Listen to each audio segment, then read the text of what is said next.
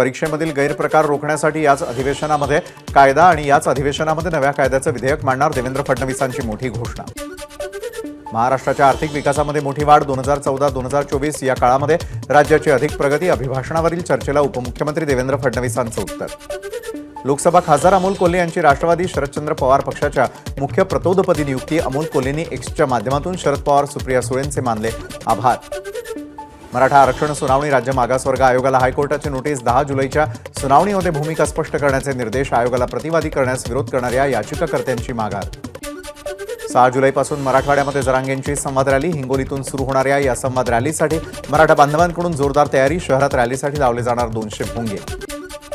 लोणावळा भूशी धरण दुर्घटनेमध्ये मृत्यू पावलेल्या पीडितांच्या कुटुंबियांना प्रत्येकी 5 लाखांची मदत दिली जाणार। उपमुख्यमंत्री अजित पवारांची विधानसभेत घोषणा। नीट घोटाळ्यामधील उमरगा इथल्या औद्योगिक प्रशिक्षण संस्थेतील गटनिदेशक इरण्णा कोणगुलवारवरती कारवाईचा बडगा उचलणार।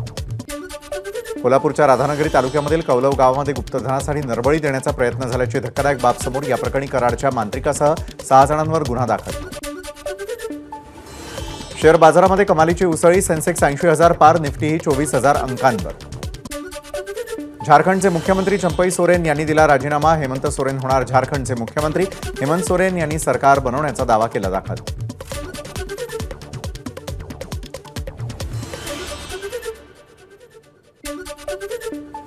जपाननं 2 दशकांनंतर पहिल्यांदाच रिलीज केल्या मोठ्या आकाराच्या नोटा। नकली नोटांना आळा बसावा यासाठी 3D होलोग्राम तंत्रज्ञानाचा वापर, तर जुन्या नोटाही राहणार वापरात।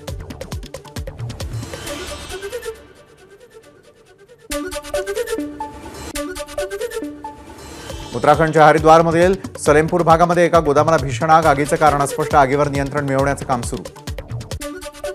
अमेरिकेच्या उत्तर कॅलिफोर्नियामध्ये लागलेली आग आणखी भडकली। निवासी भागावरील संकट वाढलं। 13,000 नागरिकांचा भाग केला रिकामा।